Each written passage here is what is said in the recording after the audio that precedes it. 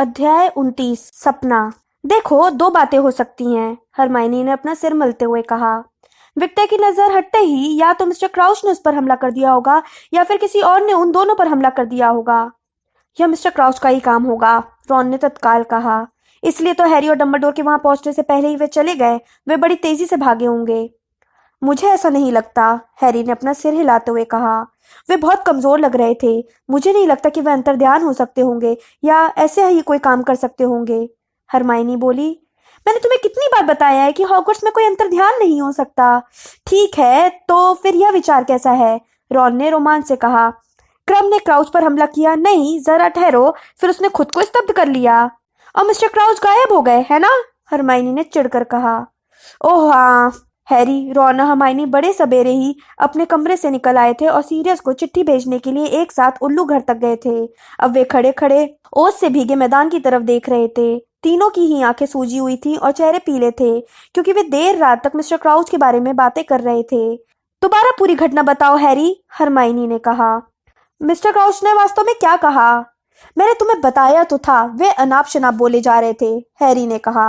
वे कह रहे थे कि वे डंबलडोर को किसी चीज के बारे में चेतावनी देना चाहते हैं। उन्होंने निश्चित रूप से बर्था जोकिंस का जिक्र किया था और उनके हिसाब से वह मर चुकी है। उन्होंने कहा था कि यह उनकी गलती थी। उन्होंने अपने बेटे का भी जिक्र किया था। हाँ, वह तो उन्हीं की गलती थी, हरमाइनी ने चिढ़कर कहा। वे होश में नहीं थे, हैरी ने कहा। आधे समय तो वे ये सोच रहे थे कि उनकी पत्नी और बेटा दोनों अब भी जिंदा हैं। वे पर्सी से ऑफिस की बातें कर रहे थे और निर्देश दे रहे थे। रॉन ने पूछा, और मुझे यह बताओ, उन्होंने तुम जानते हो कौन के बारे में क्या कहा? मैंने तुम्हें बताया तो था, हैरी ने धीरे से एक बार फिर कहा। उन्होंने कहा कि वो पहले से ज्यादा ताकतवर बन चुका है। एक पल खामोशी छाई रही। फिर रॉन ने नकली विश्वास भरी आवाज में कहा, लेकिन जैसा तुमने कहा वे होश में नहीं थे, इसलिए उनकी आधी बातें तो शायद बेसिर पैर की होंगी। जब वे वोल्डेमॉर्ट के बारे में बातें करने की कोशिश कर रहे थे तब सबसे समझदारी भरी बातें कर रहे थे, हैरी ने कहा और रॉन की थ्योरी को नजरअंदाज कर दिया। उस समय उन्हें बोलने में मुश्किल आ रही थी, लेकिन तब वे अच्छी तरह जानते थे कि वे कहाँ थे और क्या कर रहे थे। वे बार बार कह रहे थे कि उन्हें डंबलडोर से मिलना है। हैरी खिड़की से मुड़ा और पट्टियों को घूरने लगा। उल्लुओं के बैठने के आधे से ज्यादा स्थान खाली थे। कभी कदार एक आध उल्लू खिड़की से होता हुआ अंदर उड़ाता था और रात के शिकार में पकड़े चूहों को अपनी चोंच में दबा लाता था। अगर स्नेप ने मुझे रोका नहीं होता, हैरी ने कटुता से कहा, तो हम समय पर पहुंच सकते थे। हेडमास्टर ये स्टेप पॉटर, ये क्या बकवास है पॉटर? वे मेरे रास्ते से हट क्यों नहीं गए? शायद वे नहीं चाहते होंगे कि तुम डंबलडोर से मिलो, रॉन ने जल्दी से कहा। शायद। जरा ठहरो, तुम्हें क्या लगता है कि वे कितनी जल्दी जंगल पहुंच सकते थे? क्या तुम्हें लगता है कि वे तुमसे और डंबलडोर से पहले वहां पहुंच सकते थे? हैरी ने कहा। नहीं, जब तक कि वे खुद को किसी चमगादड़ या पक्षी में न बदल सकते हों। वे यह काम कर भी सकते हैं, रॉन बुदबुदाया। हमें प्रोफेसर मूडी से मिलना चाहिए, हरमाइनी ने कहा। हमें यह पता लगाना चाहिए कि क्या उन्हें मिस्टर क्राउच मिले या दिखे थे, हैरी ने कहा। अगर उनके पास वो नक्शा होता तो यह काम आसानी से होता। जब तक कि क्राउच पहले ही हॉगवर्ट्स से बाहर न पहुंच गए हो, रॉन बोला, क्योंकि नक्शा सिर्फ हॉगवर्ट्स की सीमा तक ही लोगों को दिखाता है ना? श्श, हरमाइनी ने अचानक कहा। कोई सीढ़ियां चढ़कर उल्लू घर की तरफ आ रहा था। हैरी को दो लोगों के बहस करने की आवाजें सुनाई दी, जो लगातार पास आती जा रही थी। यह तो ब्लैकमेल है। ऐसा करने पर तो हम बहुत मुश्किल में फंस सकते हैं। हमने विनम्रता से बहुत कोशिश करके देख ली है। अब उन्हीं की तरह गंदा खेल खेलने का वक्त आ चुका है। वे ये पसंद नहीं करेंगे कि जादू मंत्रालय को उनकी करतूतों का पता चल जाए। मैं तुम्हें बता रहा हूँ, लिख देने पर यह बात ब्लैकमेल की श्रेणी में आ जाएगी। हाँ, पर अगर इससे तुम्हें काफी पैसे मिल गए तो तुम कोई शिकायत नहीं करोगे, है ना? उल्लू घर का दरवाजा धड़ाक से खुल गया। फ्रेड और जॉर्ज चौखट तक आए, लेकिन हैरी, रॉन और हरमाइनी को देखते ही रुक गए। तुम लोग यहाँ क्या कर रहे हो? रॉन और फ्रेड ने एक साथ पूछा। चिट्ठी भेज रहे हैं, हैरी और जॉर्ज ने एक साथ जवाब दिया। क्या इस समय? हरमाइनी और फ्रेड ने कहा। फ्रेड मुस्कुराया। ठीक है, अगर तुम हमसे यह न पूछो कि हम क्या कर रहे हैं तो हम भी तुमसे सवाल नहीं पूछेंगे। वो अपने हाथों में एक बंद लिफाफा पकड़े हुए था। हैरी ने उसकी तरफ देखा, लेकिन फ्रेड ने संयोग से या जानबूझकर अपना हाथ इस तरह खिसका लिया कि उस पर लिखा नाम ढक गया। ठीक है, अब हम तुम्हें रोकना नहीं चाहते, फ्रेड ने कहा और झुककर नकली अभिवादन करते हुए दरवाजे की तरफ इशारा किया। रॉन हिला तक नहीं। उसने पूछा, तुम लोग किसे ब्लैकमेल कर रहे हो? फ्रेड के चेहरे की मुस्कान गायब हो गई। हैरी ने देखा कि जॉर्ज ने फ्रेड की तरफ कनखियों से देखा और फिर रॉन की तरफ देखकर मुस्कुरा दिया। उसने आराम से कहा, बेवकूफी की बात मत करो, मैं तो सिर्फ मजाक कर रहा था। मजाक जैसा लग तो नहीं रहा था, रॉन बोला। फ्रेड और जॉर्ज ने एक दूसरे की तरफ देखा। फिर फ्रेड ने अचानक कहा, मैंने तुम्हें पहले भी बताया रॉन, अगर तुम अपनी नाक के हुलियों को पसंद करते हो तो इसे दूसरों के मामलों से दूर रखो। समझ में नहीं आता तुम हर मामले में अपनी नाक क्यों घुसेड़ते हो। अगर तुम लोग किसी को ब्लैकमेल कर रहे हो तो इससे मुझे फर्क पड़ता है, रॉन बोला। जॉर्ज ने सही कहा था, तुम गंभीर मुश्किल में फंस सकते हो। मैंने तुमसे कहा ना, मैं मजाक कर रहा था, जॉर्ज ने कहा। वो फ्रेड के पास तक गया, उसके हाथ से चिट्ठी ली और उसे सबसे पास वाले करेल उल्लू के पैर से बांधने लगा। तुम तो अब हमारे प्यारे बड़े भाई जैसी बातें कर रहे हो रॉन। इसी दिशा में चलते रहे तो तुम जल्दी ही प्रीफेक्ट बन जाओगे। नहीं, मैं नहीं बनूंगा, रॉन ने गर्मजोशी से कहा।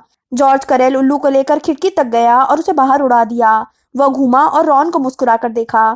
तो फिर लोगों को यह बताना छोड़ दो कि उन्हें क्या करना चाहिए, बाद में मिलते हैं। वह और फ्रेड उल्लू घर से चले गए। हैरी, रॉन और हरमाइनी एक दूसरे को घूर कर देखने लगे। तुम्हें यह तो नहीं लगता कि उन लोगों को इस मामले के बारे में कुछ मालूम है, हरमाइनी ने फुसफुसा कर कहा। क्राउच वाले मामले में? नहीं, हैरी बोला। अगर मामला इतना गंभीर होता तो वे किसी को बता देते, वे डंबलडोर को बता देते। बहरहाल रॉन परेशान दिख रहा था। हरमाइनी ने उससे पूछा, क्या हुआ? देखो, रॉन ने धीरे से कहा, मुझे नहीं लगता कि वे बताते। उन लोगों के सिर पर तो इन दिनों पैसे कमाने का धुन सवार है। यह मुझे तब समझ में आया जब मैं उनके साथ काफी समय रहता था, जब हम लोगों की बातें बंद थीं। हैरी ने उसका अधूरा वाक्य पूरा किया। हाँ, लेकिन ब्लैकमेल? उनके दिमाग में जोक शॉप खोलने का विचार है, रॉन बोला। मुझे लगता है कि वे सिर्फ मम्मी को चिढ़ाने के लिए ऐसा करते होंगे, लेकिन वे इस मामले में सचमुच गंभीर हैं। वे जोक शॉप खोलना चाहते हैं। हॉगवर्ट्स में अब उनका बस एक ही साल बचा है। वे लगातार कहते रहते हैं कि अब उन्हें अपने भविष्य के बारे में सोचना चाहिए। चूंकि डैडी मदद नहीं कर सकते, इसलिए उन्हें अपने दम पर यह काम करने के लिए पैसों की जरूरत है। हरमाइनी अब परेशान दिखने लगी। हाँ, लेकिन पैसे कमाने के लिए वे कोई ऐसा काम तो नहीं करेंगे जो कानून के खिलाफ हो, है ना? क्या पता, रॉन ने संदेह से कहा। मैं नहीं जानता, वे नियम तोड़ने की परवाह नहीं करते हैं। हाँ, लेकिन यह कानून है, हरमाइनी ने थोड़ा डरते हुए कहा। यह स्कूल का कोई मूर्खतापूर्ण नियम नहीं है। ब्लैकमेल के लिए उन्हें सख्त सजा मिलेगी। रॉन, शायद तुम्हें यह बात पर्सी को बता देनी चाहिए। क्या तुम पागल हो गई हो? रॉन ने कहा। पर्सी को बता दूं? वो शायद क्राउच की तरह उन्हें दम पिशाचों के हवाले कर देगा। उसने उस खिड़की से बाहर देखा जिससे फ्रेड और जॉर्ज का उल्लू बाहर गया था। फिर वह बोला, चलो चलकर थोड़ा नाश्ता कर लेते हैं। तुम्हें क्या लगता है कि हमें इतनी सुबह जल्दी जाकर प्रोफेसर मूडी से बात करनी चाहिए? हरमाइनी ने घुमावदार सीढ़ियों से उतरते समय पूछा। नहीं, हैरी ने कहा। अगर हम इतनी सुबह उनका दरवाजा खटखटाएंगे तो वे शायद दरवाजे के पार से हमें उड़ा देंगे। वे सोचेंगे कि हम सोते समय उन पर हमला करने की कोशिश कर रहे हैं। हम छुट्टी में उनसे पूछ लेंगे। जादू का इतिहास विषय की क्लास पहले कभी इतनी धीमी रफ्तार से नहीं चली थी। हैरी बार बार रॉन की घड़ी देखता रहा। उसने अब अपनी घड़ी पहनना छोड़ दी थी, लेकिन रॉन की घड़ी भी इतनी ही धीमी रफ्तार से चल रही थी कि उसे पूरा यकीन था कि यह अभी बंद हो गई है। वे तीनों इतने थक चुके थे कि अपना सिर डेस्क पर रखकर सो सकते थे। यहाँ तक कि हरमाइनी भी आम दिनों की तरह अपने नोट्स नहीं लिख रही थी, बल्कि अपना सिर अपने हाथ पर रखकर प्रोफेसर बिन्स को घूर रही थी, हालांकि उसकी आंखें कहीं और देख रही थीं। जब आखिरकार घंटी बजी तो वे जल्दी से गुप्त कलाओं से रक्षा के क्लासरूम वाले गलियारे में जाने लगे। प्रोफेसर मूडी उसमें से बाहर निकल ही रहे थे। वे उन्हीं लोगों जितने थके दिख रहे थे। उनकी सामान्य आंख की पलक झुकी हुई थी, जिससे उनका चेहरा और विकृत लग रहा था। प्रोफेसर मूडी, हैरी ने कहा जब वे विद्यार्थियों की भीड़ में से उनके पास जाने वाले रास्ता बनाने लगे। हेलो पॉटर, मूडी गुर्राए। उनकी जादुई आंख फर्स्ट ईयर के दो गुजरते हुए विद्यार्थियों पर पड़ी, जो घबरा कर तेजी से चल दिए। फिर उनकी जादुई आंख उनके सिर का पीछा करती रही और उन्होंने फर्स्ट ईयर के विद्यार्थियों को मोड़ पर मुड़ते देखा। इसके बाद वे बोले, अंदर आ जाओ। वे खड़े रहे और उन लोगों को अपने खाली क्लासरूम में अंदर जाने दिया। फिर वे लंगड़ाते हुए उनके पीछे अंदर आए और दरवाजा बंद कर दिया। क्या वे आपको मिले? हैरी ने बिना भूमिका बनाए सीधे से ही पूछ लिया। Mister crouch? नहीं, मूडी ने कहा। वे अपने डेस्क तक गए और उस पर बैठ गए। फिर उन्होंने हल्की सी करहा के साथ अपनी लकड़ी की टांग फैलाई और अपना थर्मस बाहर निकाल लिया। क्या आपने नक्शे का इस्तेमाल किया था? हैरी ने पूछा। जाहिर है, मूडी ने अपने थर्मस से भरे रस का एक घूंट लेते हुए कहा। पॉटर, मैंने तुम्हारा ही अनुसरण किया था। मैंने आह्वान मंत्र का प्रयोग करके नक्शे को अपने ऑफिस से जंगल में बुलवा लिया था। वे कहीं भी नहीं दिख रहे थे, रॉन ने कहा। तो क्या वे अंतर्ध्यान हो गए होंगे? हॉगवर्ट्स में कोई भी अंतर्ध्यान नहीं हो सकता, रॉन, हरमाइनी बोली। वे दूसरे तरीकों से भी गायब हो सकते होंगे, है ना प्रोफेसर? मूडी की जादुई आंख हिली और हरमाइनी पटिक गई। तुम भी ऑरर के रूप में कैरियर बनाने के बारे में सोच सकती हो, उन्होंने उससे कहा। तुम्हारा दिमाग सही तरीके से काम करता है ग्रेंजर। हरमाइनी का चेहरा खुशी से गुलाबी हो गया। वे अदृश्य नहीं थे, हैरी ने कहा। नक्शा अदृश्य लोगों को दिखा देता है। इसका मतलब यह है कि वे मैदान से चले गए होंगे। लेकिन अपने दम पर, हरमाइनी ने उत्साह से कहा। या फिर कोई और उन्हें ले गया होगा। हाँ, कोई और भी तो ले जा सकता है। शायद झाड़ू पर खींचकर बैठाया हो और अपने साथ उड़ा कर ले गया हो। रॉन ने जल्दी से कहा और मूडी की तरफ आशा भरी नजरों से देखा। वह भी यह सुनना चाहता था कि वह भी औरत बन सकता है। हम अपहरण को भी नजरअंदाज नहीं कर सकते, मूडी गुर्रा कर बोले। तो रॉन बोला, आपको क्या लगता है वे हॉग्समीड में कहीं पर होंगे? कहीं भी हो सकते हैं, मूडी ने अपना सिर हिलाते हुए कहा। हम तो यकीन के साथ सिर्फ इतना ही कह सकते हैं कि वे यहाँ नहीं है। उन्होंने इतनी जोरदार जमाई ली कि उनके घावों के निशान फैल गए और उनके मुंह के अंदर के कई दांत गायब दिखे। फिर वे बोले, डंबलडोर ने मुझे बताया कि तुम तीनों खुद को जासूस मानते हो, लेकिन तुम क्राउच के मामले में कुछ नहीं कर सकते। अब मंत्रालय उनकी खोज करेगा। डंबलडोर ने उन्हें खबर भिजवा दी है। पॉटर, तुम अपना ध्यान तीसरे काम पर केंद्रित करो। क्या? हैरी ने कहा। अरे हाँ, वह जब से पिछली रात को क्रम के साथ भूल भुलैया से वापस आया था, तब से उसने एक बार भी इसके बारे में नहीं सोचा था। इस बार तो मामला तुम्हारा जाना पहचाना है, मूडी ने हैरी की तरफ देखते हुए और अपनी निशान भरी खूंटीदार ठुड्डी को खुजाते हुए कहा। जैसा डंबलडोर ने मुझे बताया है, तुम इस तरह के काम कई बार कर चुके हो। तुमने अपने फर्स्ट ईयर में पारस पत्थर की रक्षा करने वाली बहुत सी बाधाओं को पार किया था। हमने भी मदद की थी, रॉन ने जल्दी से कहा। मैंने और हरमाइनी ने मदद की थी, मूडी मुस्कुरा कर बोले। तो फिर इस बार भी प्रैक्टिस करने में उसकी मदद करो। इसके बाद भी अगर वह नहीं जीत पाया तो मुझे बहुत हैरानी होगी। इस बीच पॉटर, पूर्ण सावधानी, पूर्ण सावधानी। उन्होंने अपने थर्मस से एक और लंबा घूंट पिया और उनकी जादुई आंख खिड़की पर मंडराने लगी। खिड़की से डॉमस्ट्रिंग के जहाज का सबसे ऊपर का पाल दिख रहा था। तुम दोनों, उनकी सामान्य आंख रॉन और हरमाइनी पर थी। तुम दोनों पॉटर के करीब ही रहना, ठीक है? मैं सभी चीजों पर नजर रख रहा हूँ, लेकिन फिर भी जितनी ज्यादा आंखें हो उतना ही अच्छा है। सीरियस ने अगली सुबह ही उनके उल्लू को वापस भेज दिया। वह उसी पल हैरी के पास पंख फड़फड़ाता हुआ नीचे उतरा, जिस पर पिंगल उल्लू दैनिक जादूगर की प्रति लेकर हरमाइनी के पास आया। उसने अखबार लिया, पहले कुछ पेज देखे और बोली, हाँ, उसे क्राउच की हवा तक नहीं लगी है। फिर वह रॉन और हैरी के साथ सीरियस की चिट्ठी पढ़ने लगी, ताकि यह जान सके कि रात को हुई रहस्यमय घटनाओं के बारे में सीरियस क्या कहता है। हैरी, तुम क्या कर रहे थे? विक्टर क्रम के साथ जंगल के पास क्यों घूम रहे थे? मैं चाहता हूँ कि लौटते उल्लू से चिट्ठी भेजकर तुम यह कसम खाओ कि रात को किसी के भी साथ बाहर नहीं घूमोगे। हॉगवर्ट्स में बहुत खतरनाक व्यक्ति है। मुझे साफ दिख रहा है कि वह क्राउच को डंबलडोर तक नहीं पहुंचने देना चाहता था, और तुम अंधेरे में शायद उससे कुछ ही दूरी पर रहे होगे। तुम्हारी जान भी जा सकती थी। तुम्हारा नाम आग के प्याले में संयोग से नहीं निकला था। अगर कोई तुम पर हमला करने की कोशिश कर रहा है तो यह उसका आखिरी मौका है। रॉन और हरमाइनी के साथ ही रहना। शाम के बाद गुरुद्वार के हॉल से बाहर मत निकलना, और तीसरे काम की तैयारी करना। स्तब्धीकरण और निरस्तीकरण मंत्रों का अभ्यास करो। कुछ आक्रामक मंत्रों से भी मदद मिलेगी। क्राउच के बारे में तुम कुछ नहीं कर सकते। अपना दिमाग स्थिर रखो और अपना ध्यान रखो। मैं तुम्हारी चिट्ठी का इंतजार कर रहा हूँ, जिसमें तुम यह वादा करोगे कि तुम दोबारा कभी रात को नहीं निकलोगे। सीरियस। रात को बाहर निकलने के बारे में मुझे भाषण देने वाला वो कौन होता है? हैरी ने थोड़ा चिढ़कर कहा, जब उसने सीरियस की चिट्ठी मोड़कर अपने दुशाले के भीतर रख ली। वह भी तो स्कूल में रात को घूमता रहता था। वह तुम्हारे बारे में चिंतित है, हैरी, हरमाइनी ने तीखी आवाज में कहा। मूडी और हैग्रिड की तरह ही, इसलिए उसकी बात मान लो। किसी ने भी पूरे साल मुझ पर हमला करने की कोशिश नहीं की है, हैरी ने कहा। किसी ने भी मेरे साथ अब तक कुछ नहीं किया है। हाँ, सिर्फ तुम्हारा नाम ही आग के प्याले में डाला है, हरमाइनी बोली।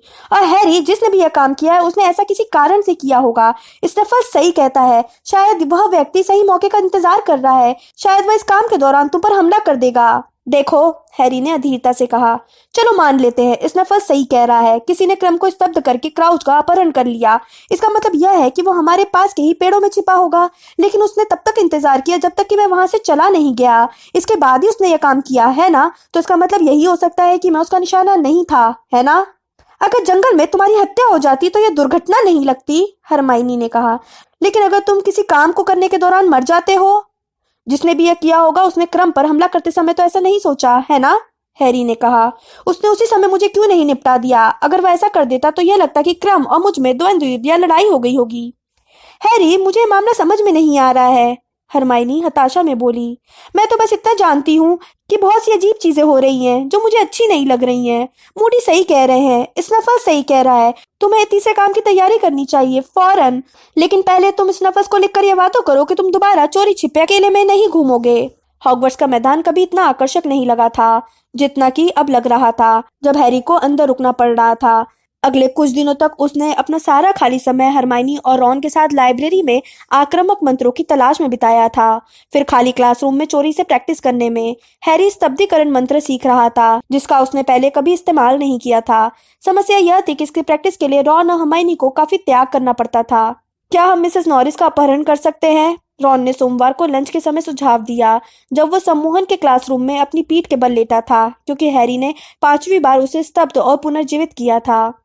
हम उसे स्तब्ध करने की प्रैक्टिस कर सकते हैं, या फिर हम डॉबी का इस्तेमाल कर सकते हैं। हैरी, मैं शर्त लगाता हूँ कि वो तुम्हारी मदद करने के लिए कुछ भी कर सकता है। मैं शिकायत नहीं कर रहा हूँ, उसने अपनी पीठ सहलाते हुए और धीरे धीरे खड़े होते हुए कहा, पर मेरा पूरा शरीर दुख रहा है। तुम कुशन पर ठीक से नहीं गिर रहे हो, है ना? हरमाइनी ने अधीरता से कहा, जब वो उन कुशनों के ढेर को दोबारा जमाने लगी जिनका इस्तेमाल उन्होंने सम्मोहन की क्लास में तिलांजलि मंत्र सीखते समय किया था, और जिन्हें फिल्टविक ने बाद में एक अलमारी में रख दिया था। कुशनों पर गिरने की कोशिश करो। स्तब्ध होने के बाद निशाना ज्यादा अच्छा नहीं होता है, हरमाइनी, रॉन ने गुस्से से कहा। तुम खुद ये कोशिश करके क्यों नहीं देख लेती? मुझे लगता है कि हैरी को यह मंत्र तो अब अच्छी तरह से आ चुका है, हरमाइनी ने जल्दी से कहा, और हमें निरस्तीकरण मंत्र के बारे में चिंता करने की कोई जरूरत नहीं है, क्योंकि वो पहले से ही ये काम कर लेता है। मुझे लगता है हमें आज शाम को इनमें से कुछ आक्रामक मंत्रों पर काम करना चाहिए। उसने आक्रामक मंत्रों की उस सूची की तरफ देखा जो उन्होंने लाइब्रेरी में बैठकर बनाई थी। मुझे ये वाला पसंद आ रहा है, उसने कहा। बाधा मंत्र। हैरी, जो भी तुम पर हमला करने की कोशिश करेगा या उसकी गति को धीमा कर देगा, हम इसी से शुरू करते हैं। घंटी बजी। उन्होंने जल्दी से कुशनों को फिल्टविक की अलमारी में रख दिया और क्लासरूम से बाहर निकल गए। डिनर पर मिलते हैं, हरमाइनी ने अंकों के जादुई महत्व की क्लासरूम में जाते हुए कहा। हैरी और रॉन उत्तरी मीनार में ज्योतिष के क्लासरूम की तरफ जाने लगे। ऊंची खिड़कियों से गलियारे में तेज धूप आ रही थी। बहरहाल आसमान इतना नीला था, ऐसा लग रहा था जैसे उस पर रंग रोगन किया गया हो। ट्रिलोनी का कमरा तो आज उबल रहा होगा, वे कभी उस आग को बुझाती क्यों नहीं है? रॉन ने कहा, जब वे सफेद सीढ़ी और चोर दरवाजे की तरफ जाने वाली सीढ़ियों पर चढ़ने लगे। उसने बिल्कुल ठीक कहा था। धुंधली रोशनी से भरा कमरा वाकई बहुत गर्म था। आग का सुगंधित धुआं आज हमेशा की अपेक्षा ज्यादा भारी था। हैरी का दिमाग घूम रहा था। वह एक पर्दे वाली खिड़की के पास जाकर बैठने लगा। जब प्रोफेसर ट्रिलोनी दूसरी तरफ देख रही थी और अपने फंसे हुए शॉल को एक लैंप से निकाल रही थी, तो उसने खिड़की को 1 इंच खोल दिया और अपनी कुर्सी पर टिककर बैठ गया, ताकि हल्की हल्की हवा उसके चेहरे पर पड़ती रहे। यह बहुत ही आरामदेह था। प्यारे बच्चों, प्रोफेसर ट्रिलोनी ने विद्यार्थियों के सामने अपनी पंखदार कुर्सी पर बैठते हुए और अपनी बड़ी बड़ी आंखों से उन्हें देखते हुए कहा, हमने ग्रहों के आधार पर भविष्यवाणी करने का काम लगभग पूरा कर लिया है। बहरहाल आज मंगल के प्रभावों की जांच करने का बहुत अच्छा मौका है, जिसकी स्थिति इस समय बड़ी ही दिलचस्प है। तुम सभी लोग इस तरफ देखो, मैं रोशनी थोड़ी कम कर देती हूँ। उन्होंने अपनी छड़ी लहराकर लैंप बुझा दिए। अब सिर्फ आग की ही रोशनी आ रही थी। प्रोफेसर ट्रिलोनी झुकी और उन्होंने अपनी कुर्सी के नीचे से सौर परिवार का एक छोटा मॉडल निकाला, जो एक कांच के गुंबद में बंद था। यह बहुत सुंदर था। 9 ग्रहों के चारों तरफ उनके चंद्रमा घूम रहे थे। सूर्य और सभी ग्रह कांच के नीचे हवा में झूल रहे थे। हैरी ने अलसाए अंदाज में देखा जब प्रोफेसर ट्रिलोनी यह बताने लगी कि मंगल नेपच्यून के साथ कितना बढ़िया कोण बना रहा है। भारी खुशबूदार धुआं उसकी तरफ आ रहा था और खिड़की से आती हवा उसके चेहरे पर पड़ रही थी। पर्दे के पीछे उसे कहीं पर किसी बीटल की भिन भिन आवाज सुनाई दे रही थी। उसकी पलकें झुकने लगीं। वो एक बाज उल्लू की पीठ पर सवार था और साफ नीले आसमान में उड़ता हुआ एक पहाड़ी पर बने एक पुराने मकान की तरफ जा रहा था, जो आईवी की बेल से ढका हुआ था। हैरी के चेहरे पर हवा के सुखद झोंके पड़ रहे थे। फिर वे नीचे उतरने लगे, जब तक कि वे उस मकान की ऊपरी मंजिल की अंधेरी और टूटी हुई खिड़की तक नहीं पहुंच गए और उसमें से अंदर नहीं चले गए। अब वे एक अंधेरे गलियारे में उड़ते हुए बिल्कुल आखिरी छोर पर बने कमरे की तरफ जा रहे थे। वे दरवाजे से घुसकर एक अंधेरे कमरे में गए जिसकी खिड़कियां बंद थीं। हैरी उल्लू की पीठ पर से उतर गया। अब उल्लू कमरे में पंख फड़फड़ाते हुए उड़ रहा था। हैरी की निगाह एक कुर्सी पर जमी हुई थी जिसकी पीठ उसकी तरफ थी। कुर्सी के पास फर्श पर 2 काली आकृतियां थी, दोनों ही हिल रही थी। एक बड़ी नागिन थी, दूसरा एक आदमी था, एक नाटा गंजा होता आदमी जिसकी आंखें पानीदार और नाक नुकीली थी। वह अंगीठी के पास वाली दरी पर सुबक रहा था। तुम्हारी किस्मत अच्छी है वार्मटेल, एक ठंडी और तीखी आवाज उस कुर्सी की गहराई से आई जिस पर उल्लू उतरा था। तुम सचमुच बहुत खुशकिस्मत हो, तुम्हारी गलती से सब कुछ बर्बाद नहीं हुआ, वह मर चुका है। मेरे मालिक, फर्श पर पड़े आदमी ने आह भरते हुए कहा, मेरे मालिक, मैं बहुत खुश हूँ और बहुत दुखी भी। नागिनी, ठंडी आवाज आई, तुम्हारी किस्मत खराब है, मैं वर्मटेल को तुम्हें नहीं खिलाऊंगा। चिंता मत करो, चिंता मत करो, अभी हैरी पॉटर तो है। नगीनी फुफकारने लगी। हैरी को उसकी हिलती हुई जीभ दिखाई दी। वर्मटेल, ठंडी आवाज आई। अब मैं तुम्हें एक और चेतावनी देता हूँ, मैं तुम्हारी एक भी गलती बर्दाश्त नहीं करूंगा। मेरे मालिक, नहीं, मैं आपके हाथ जोड़ता हूँ। कुर्सी की गहराइयों से एक छड़ी की नोक उभरी। यह वर्मटेल की तरफ तनी हुई थी। ठंडी आवाज ने कहा, पीड़ित हो। वर्मटेल चीखने लगा। वह इस तरह चीख रहा था जैसे उसका पूरा शरीर आग में झुलस रहा हो। वह चीख हैरी के कानों में भर गई और उसके माथे का निशान दर्द से जलने लगा। वह भी चीखने लगा। वर्मटेल उसकी आवाज सुन लेगा। वह जान जाएगा कि हैरी वहीं पर था। Harry, Harry! हैरी ने अपनी आंखें खोली। वो प्रोफेसर ट्रिलॉनी के कमरे के फर्श पर लेटा हुआ था और उसके हाथ उसके माथे पर थे। उसका निशान अब भी इतनी बुरी तरह जल रहा था कि उसकी आंखों में पानी आ चुका था। दर्द बहुत ज्यादा और वास्तविक था। सभी विद्यार्थी उसके चारों तरफ खड़े थे। रॉन उसके पास घुटनों के बल बैठा हुआ था और दहशत में दिख रहा था। तुम ठीक तो हो? उसने पूछा। नहीं, वह निश्चित रूप से ठीक नहीं है, प्रोफेसर ट्रिलॉनी ने बहुत रोमांचित दिखते हुए कहा। उनकी बड़ी बड़ी आंखें हैरी को निहारती रहीं। क्या हुआ पॉटर? कोई पूर्व चेतावनी, भविष्य की झलक? तुमने क्या देखा? कुछ नहीं, हैरी ने झूठ बोल दिया। वह उठकर बैठ गया। उसे महसूस हुआ कि वह कांप रहा था। वह अपने पीछे की छायाओं में देखे बिना नहीं रह सका। वर्मटेल की आवाज इतनी करीब से आई थी। तुम अपने निशान को पकड़े थे, प्रोफेसर ट्रिलॉनी ने कहा। तुम फर्श पर छटपटा रहे थे और अपने निशान पर हाथ रखे थे। चलो पॉटर, मुझे इन मामलों का अनुभव है। हैरी ने उनकी तरफ देखा। मुझे लगता है मुझे अस्पताल जाना चाहिए, उसने कहा। सिर में बहुत दर्द है। मेरे प्यारे बच्चे, निश्चित रूप से मेरे कमरे की असाधारण भविष्यदर्शी तरंगों ने तुम्हें प्रेरित किया होगा, प्रोफेसर ट्रिलॉनी बोली। अगर तुम इस समय यहाँ से जाओगे तो तुम भविष्य में और आगे देखने का अवसर गवा दोगे। हैरी ने जवाब दिया, मैं सिर दर्द के इलाज के अलावा भविष्य में और कुछ नहीं देखना चाहता। वो उठकर खड़ा हो गया। बाकी विद्यार्थी पीछे हट गए। वे डरे हुए थे। बाद में मिलते हैं, हैरी ने रॉन से बुदबुदाकर कहा। फिर उसने अपना बैग उठाया और चोर दरवाजे की तरफ चल दिया। उसने प्रोफेसर ट्रुलोनी को नजरअंदाज कर दिया, जो बहुत कुंठित दिख रही थी, जैसे उन्हें किसी बहुत बड़े आनंद से वंचित कर दिया गया हो। जब हैरी सीढ़ी के नीचे पहुंचा तो वह अस्पताल की तरफ नहीं गया। उसका वहां जाने का कोई इरादा नहीं था। सीरियस ने उससे कहा था कि अगर निशान दोबारा दुखे तो उसे क्या करना चाहिए। हैरी उसकी सलाह के अनुसार वही काम करने जा रहा था। वह सीधे डंबलडोर के ऑफिस की तरफ जा रहा था। वह गलियारे में गया और सोचने लगा कि उसने सपने में क्या देखा था। यह सपना भी उतना ही वास्तविक लग रहा था जितना कि वह सपना जिसने उसे प्रिवेट ड्राइव में जगा दिया था। उसने अपने दिमाग में सारी बातें याद की और उन्हें याद रखने की कोशिश करने लगा। उसने सुना था कि वोल्डेमॉर्ट वर्मटेल पर कोई गलती करने का आरोप लगा रहा था, लेकिन उल्लू अच्छी खबर लाया था, इसलिए वर्मटेल को नगीनी को नहीं खिलाया जाएगा, इसके बजाय हैरी को खिलाया जाएगा। हैरी बेध्यानी से भयंकर जानवर की मूर्ति के पार चला गया, जो डंबलडोर के ऑफिस के प्रवेश द्वार पर पहरा दे रही थी। उसने पलके झपकाकर चारों तरफ देखा और तब जाकर उसे एहसास हुआ कि वह आगे निकल गया था। वह मुड़ा और पत्थर की मूर्ति के सामने आकर रुका। फिर उसे याद आया कि उसे पासवर्ड तो मालूम ही नहीं है। शरबत लेमन, उसने कहा। मूर्ति नहीं हिली। ठीक है, हैरी ने उसे घूरते हुए कहा। पियर ड्रॉप और लिकोरेस की छड़ी, फीजिंग विस्बी, ड्रूबस बेस्ट बोइंगम, बर्टी बॉट की हसवात की टॉफियां। ओ नहीं, वे तो उन्हें पसंद ही नहीं है। ओह, सिर्फ खुल जाओ, उसने गुस्से से कहा। मुझे सचमुच उनसे मिलना है, बहुत जरूरी काम है। मूर्ति फिर भी नहीं हिली। हैरी ने मूर्ति को लात मारी, लेकिन इससे उसके बड़े अंगूठे में दर्द के सिवाय और कुछ नहीं हुआ। चॉकलेट मेढक, वो गुस्से से एक पैर पर खड़े खड़े चिल्लाया।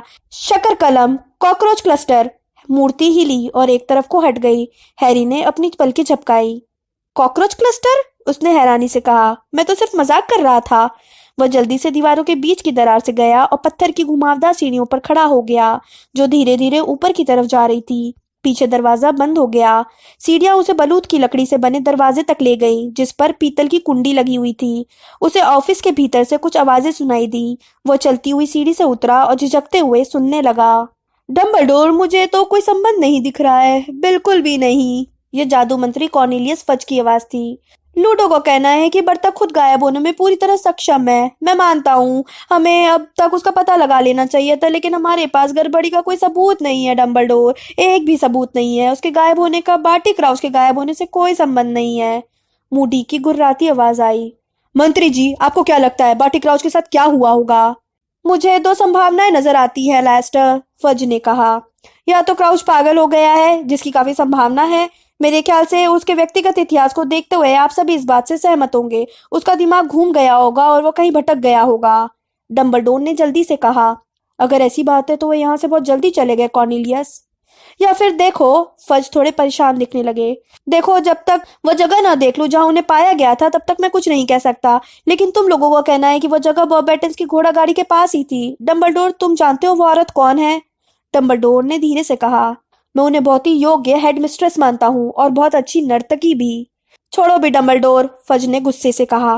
क्या तुम्हें नहीं लगता कि तुम हैग्रिड की वजह से पूर्वाग्रह के चलते उनका पक्ष ले रहे हो? वे सब हानि रहित नहीं होते हैं। ऐसी माँ के होने के बाद तुम हैग्रिड को हानि रहित कैसे मान सकते हो? मुझे मैडम मैक्सिम पर हैग्रिड जितना ही भरोसा है, डंबलडोर ने उतनी ही शांति से कहा। कॉर्नेलियस, मुझे लगता है कि शायद आप ही पूर्वाग्रह के कारण ये बात कर रहे हैं। तभी मूडी गरजते हुए बीच में बोले, क्या हम इस बातचीत को जल्दी से खत्म कर सकते हैं? हाँ हाँ, चलो मैदान में चलते हैं, कॉर्नेलियस ने बेसब्री से कहा। नहीं, यह बात नहीं है, मूडी ने कहा। बात यह है कि पॉटर आपसे मिलना चाहता है डंबलडोर। वो दरवाजे के बाहर खड़ा हुआ है।